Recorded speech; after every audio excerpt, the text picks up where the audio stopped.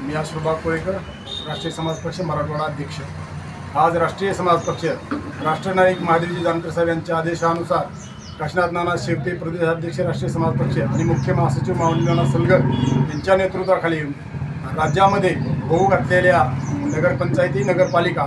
या राष्ट्रीय समाज पक्ष हा स्वबळावरती लढणार आहे। आणि त्याचबरोबर स्थानिक स्वराज्य संस्था जिल्हा परिषद असतील पंचायत समिती असतील ही राष्ट्रीय समाज पक्ष स्वतःच्या स्वबळावरती आपण राष्ट्रीय समाज पक्ष हे निवडणुका लढवत आहे आणि त्यांना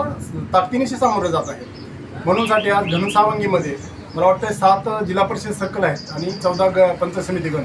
हे राष्ट्रीय समाज पक्ष स्वतःच्या स्वबळावरती लढण्याची तयारी इथल्या पदाधिकाऱ्यांनी केलेली आहे। म्हणूनसाठी आणि युतीच्या संदर्भामध्ये जर बोलायचं झालं तर आपल्याला जर सन्मानपूर्वक जागा जर कुठला इथला पक्ष भाजप वगैरे काही सोडून दुसऱ्या पक्षाबरोबर आपण मैत्री करून त्यांच्यासोबत आपण लढू शकतो, परंतु राष्ट्रीय समाज पक्षाला सन्मानपूर्वक जागा सोडल्या तरच, नाहीतर राष्ट्रीय समाज पक्ष हा स्वबळावरती निवडणुका जिल्हा परिषद आणि पंचायत समितीच्या लढणार। संस्थेच्या बाबतीमध्ये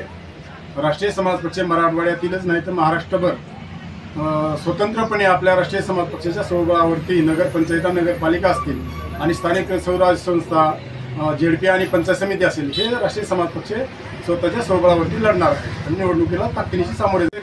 जिल्हाध्यक्षांच्या किंवा स्थानिक पदाधिकाऱ्यांच्या संपर्कामध्ये बरेचशी लोक नगरपंचायत आणि नगरपालिकेच्या अनुषंगाने आता सध्याच्याला आहेत आणि जिल्हा परिषदेला त्याहीपेक्षा जास्त आपल्याकडे बहुगर्दी होईल।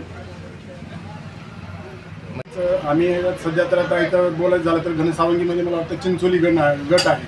तर इथं आम्ही वैजनाथ वायशे आमची ताकदीनिशी तयारी करतात इथली आणि ते येण्याचे चान्सेस बऱ्यापैकी आहेत। आणि असे पदाधिकारी आपले जिथे जिथं ताकदवर उमेदवार आहेत, जरी आपला पदाधिकारी तिथं माघारी गेला नाही, जो ताकदवान माणूस येईल त्याला आपण उमेदवारी देणार आहे।